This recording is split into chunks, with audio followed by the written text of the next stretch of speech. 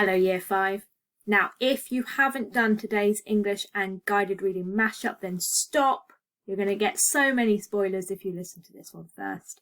Go back and do that one where we're looking at the preface, and then come back and join me for part 1 of our story. I put my deep analysis up on the board for you so you can have a look at that and have a think about our themes of time and that theme of kind of menacing, scary, freaky. What kind of things are you going to be thinking about as I read the first 9 pages of this story? Okay, part 1. Once upon a time, when time ran by clockwork, a strange event took place in a little German town. Actually, it was a series of events, all fitting together like the parts of a clock, and although each person saw a different part, no one saw the whole of it. But here it is, as well as I can tell it. It began on a winter's evening, when the townsfolk were gathering in the White Horse Tavern. The snow was blowing down from the mountains, and the wind was making the bells shift restlessly in the church tower. The windows were steamed up, the stove was blazing brightly. Putsy, the old black cat, was snoozing on the hearth, and the air was full of the rich smells of sausages and sauerkraut, and of tobacco and beer. Gretel, the little barmaid, the landlord's daughter, was hurrying to and fro with foaming mugs and steaming plates. The door opened, and fat white flakes of snow swirled in, to faint away into water as they met the heat of the parlour. The incomers, Herr Rinkelmann, the clockmaker, and his apprentice Karl, stamped their boots and shook the snow off their grey coats. "It's Herr Rinkelmann," said the burgomaster. "Well, old friend, come and drink some beer with me. And a mug for your young, what's-his-name, your apprentice." Karl the apprentice nodded his thanks and went to sit by himself in a corner. His expression was dark and gloomy. "What's the matter with young Thingamajig?" said Burgomaster. "He looks as if he'd swallowed a thundercloud." "Oh, I shouldn't worry," said the old clockmaker, sitting down at the table with his friends. "He's anxious about tomorrow. His apprenticeship is coming to an end, you see." "Ah, of course," said the burgomaster. It was the custom that when a clockmaker's apprentice finished his period of service, he make a new figure for the great clock of Glockenheim. "So we're to have a new piece of clockwork in the tower? Well, I look forward to seeing it tomorrow." "I remember when my apprenticeship came to an end," said Herr Rinkelmann. "I couldn't sleep for thinking about what would happen when my figure came out of the clock. Supposing I hadn't counted the cogs properly? Supposing the spring was too stiff? Supposing— oh, 1,000 things go through your mind. It's a heavy responsibility." "Maybe so, but I've never seen the lad look so gloomy before," said someone else. "And he's not a cheerful fellow at the best of times."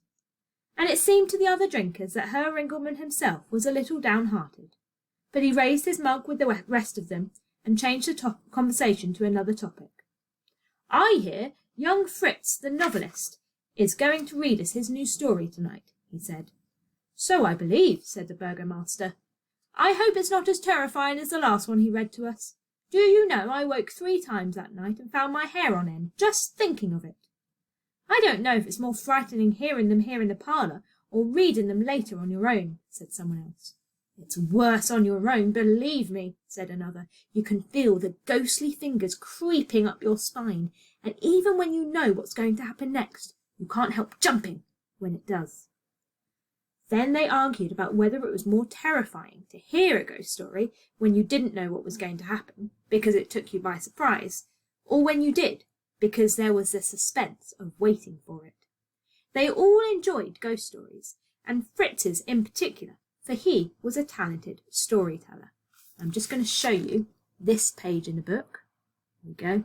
Can't see it very clearly, but it's a picture of the great clock of Glockenheim. It was the most amazing piece of machinery in the whole of Germany.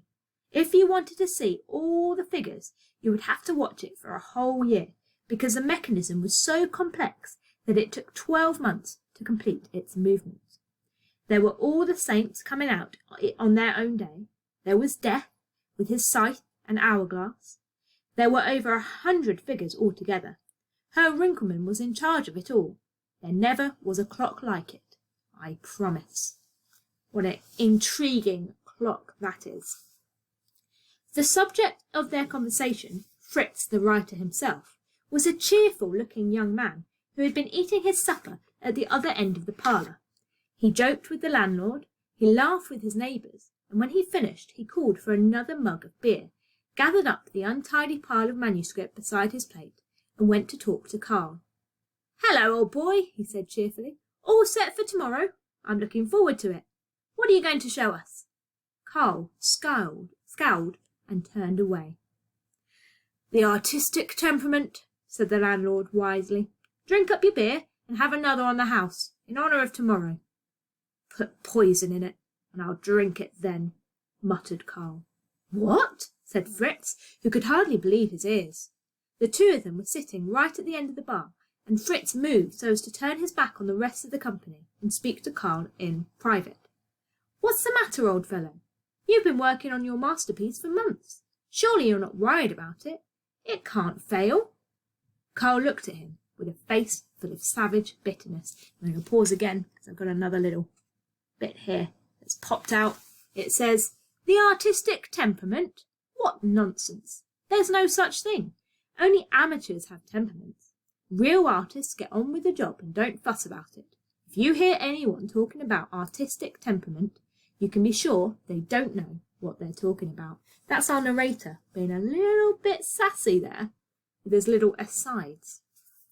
Okay, so back to their conversation between Fritz and Carl.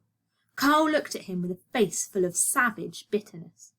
"I haven't made a figure," he muttered. "I couldn't do it. I failed, Fritz. The clock will chime tomorrow, and everyone will be looking up to see what I've done. And nothing will come out, nothing. Ugh," he groaned softly, and turned away. "I can't face them," he went on. "I should go and throw myself off the tower now and have done with it."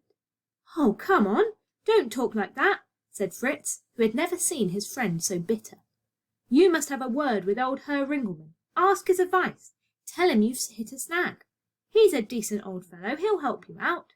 "You don't understand," said Carl passionately. "Everything's so easy for you. You just sit at your desk and put pen to paper, and stories come pouring out. You don't know what it is to sweat and strain for hours on end with no ideas at all, or to struggle with materials that break and tools that go blunt, or to tear your hair out trying to find a new variation on the same old theme. I tell you, Fritz, it's a wonder I haven't blown my brains out long before this. But it won't be long now. Tomorrow morning you can all laugh at me.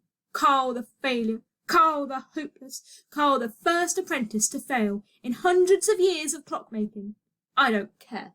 I shall be lying at the bottom of the river, under the ice." Fritz had to stop himself interrupting when Carl spoke about the difficulty of working. Stories are just as hard as clocks to put together, and they can go wrong just as easily, as we shall see with Fritz's own story in a page or two.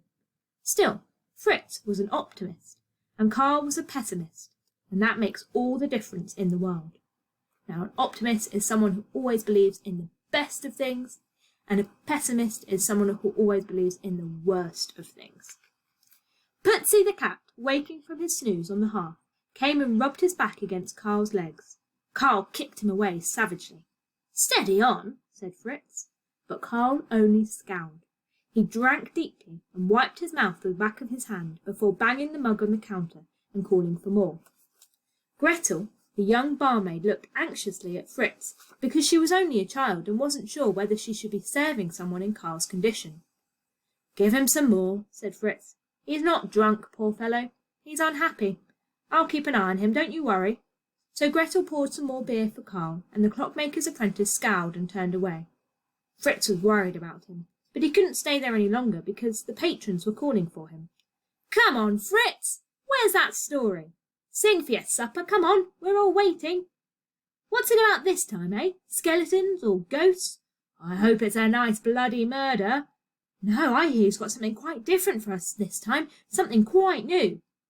I've got a feeling it's going to be more horrible than anything we could imagine," said old Johann, the woodcutter. And I'm going to be mean, and I'm going to stop there, and we're going to have to find out what the story is another time. What do you think Fritz's story is going to be about? How creepy do you think it's going to be? What predictions have you got? I hope you enjoyed the first part of our story, and you've done our English and guided reading as well to start thinking about those themes that are popping out. What do you think is going to happen? Bye, guys.